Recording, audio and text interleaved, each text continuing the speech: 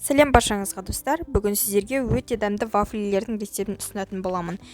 Дәмді керемет болып шығады және де қытырлақ болып шығады. Видеоның соңына дейін қараңыздар.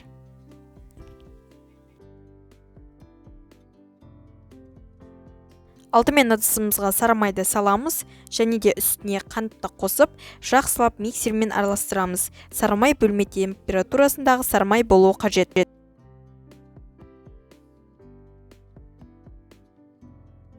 Миксермен араластырғаннан соң және де үстіне 3 жұмыртқаны саламыз. Мен 3 жұмыртқаны салдым және де барлығын жақсылап араластырдым миксермен.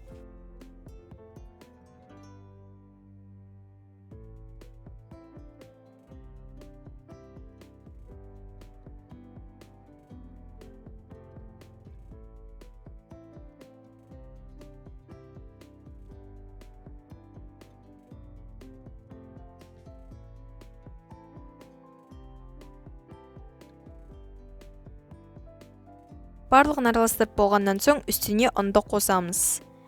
Ұнды қосып жақсылап араластырамыз миксермен және де бізде сұйық масса пайда болуы қажет.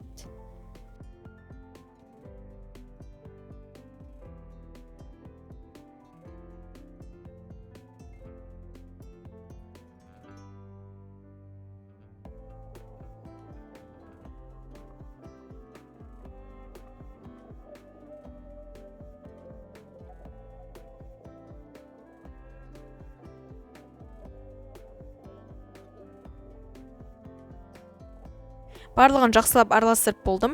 Видеодағыдай сұйық масса болуы қажет. Енді достар, вафлиді пісіріп бастаймыз. Ол үшін осылай вафельница қажет бізге. Бір ас қасықтай вафлиді салып, мен осы кезде жарты ас қасықтан 2 салдым. Вафлиді салып, қамырын осылай вафельницада пісіреміз.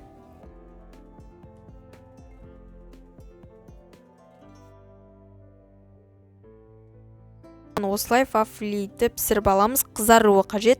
Қызарған кезде лопаткамен немесе шанышқымен аласыздар. Осылай мен шанышқымен алдым және де вафлиді орайтын арнайы затпен осылай ораймыз. Сонда бізде әдемі рожоктар шығады. Вафлиді бірден орап тастау керек, себебі ол қатып қалады бірден. Ыстық күйінде тез орауымыз қажет. Вафлиді вафельницадан алғанда ол өте ыстық болады, сондықтан қолдарыңызда байлаңыздар. Сонымен достар, бізде осындай керемет вафлилер пайда болды. Өте дәмді және де қытырлақ. Видеоның соңына дейін қарағандарыңыз үшін рахмет. Каналға тіркеліп, лайк басып, өз пікірлеріңізді қалдырып кетіңіздер. Қош сау болыңыздар.